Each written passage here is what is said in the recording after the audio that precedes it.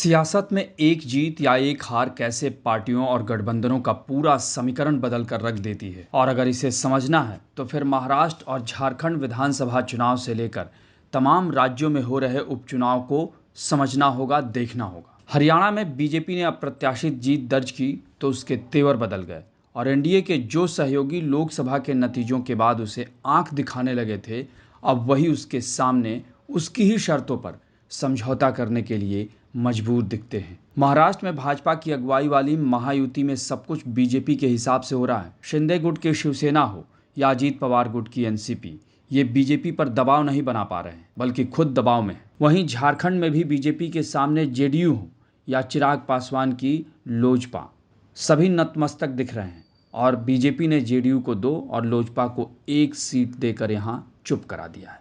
जबकि हरियाणा चुनाव से पहले दोनों ही पार्टियां 10-10 सीटें मांग रही थी। ये तो रही एनडीए की बात। जहां तक बात इंडिया ब्लॉक की, तो यहां कांग्रेस के हरियाणा हारने के बाद उसकी हालत ऐसी हो गई है कि अब उसे सहयोगी क्या, अपने भी भाव नहीं दे रहे हैं। यूपी के 2 लड़कों की जोड़ी यानी राहुल अखिलेश ने लोकसभा चुनाव में मिलकर वाकई भाजपा को रोक दिया, लेकिन आज यही लड़के मानो एक दूसरे को रोकने में लगे हैं। महाराष्ट्र में कांग्रेस की अगुवाई वाली महाविकास अघाड़ी को सपा नेता अबू आजमी ने सीट बंटवारे को लेकर अल्टीमेटम दे दिया है और कह दिया है कि हम 5 उम्मीदवार तो घोषित कर ही चुके हैं और अगर हमें 5 सीट और नहीं मिली तो हम और इंतजार नहीं करेंगे और अपने 25 उम्मीदवार घोषित कर देंगे।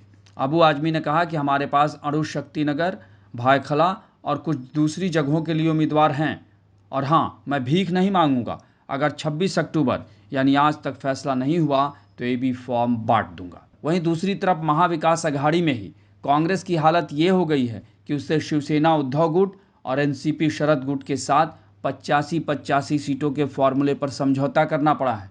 सोचिए, हरियाणा की एक हार ने राहुल और कांग्रेस को इतना मजबूर कर दिया, इतना कमज़ोर कर दिया कि महाराष्ट्र में वो 100 सीटों से ज़्यादा की लड़ने की सोच रही थी, आज वो 100 सीट भी हासिल नहीं कर पा रही है।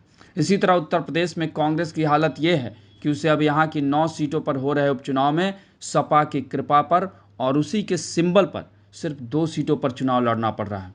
वैसे भी सपा ने कांग्रेस को जो 2 सीटें दी थी वो बीजेपी की जीती हुई थी, यानी सपा ने कांग्रेस के लिए 2 हारने वाली सीट छोड़ी थी। और तो और फूलपुर विधानसभा सीट पर हो रहे उपचुनाव के लिए कल तक कांग्रेस नेता रहे सुरेश यादव ने बगावत कर वहां से निर्दलीय प्रत्याशी के तौर पर नामांकन दाखिल कर दिया है। अब कांग्रेस यहां क्या करे? कांग्रेस के लिए समस्या यही नहीं खत्म हुई है। हरियाणा हारने और जम्मू कश्मीर में बुरा प्रदर्शन के बाद कांग्रेस को पश्चिम बंगाल में भी झटका लगा है। पश्चिम बंगाल में कम्युनिस्ट पार्टी और कांग्रेस गठबंधन टूट गया है। कम्युनिस्ट पार्टी ने पश्चिम बंगाल में कांग्रेस से राय मशविरा किए बिना 6 उपचुनाव सीटों पर उम्मीदवारों की घोषणा कर दी है। आपको बता दें कि 6 में से 5 सीटें यहां तृणमूल कांग्रेस के पास थीं।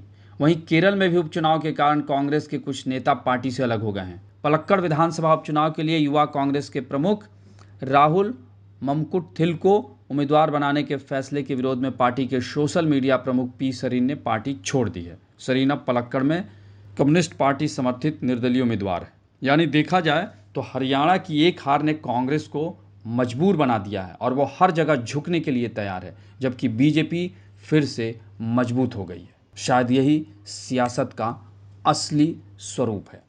आपको हमारी रिपोर्ट कैसी लगी उसे कमेंट बॉक्स में ज़रूर बताएं और अन्य खबरों से अपडेट रहने के लिए बने रहें हमारे साथ, क्योंकि हम हैं बुलंद भारत टीवी, ताकत आपकी।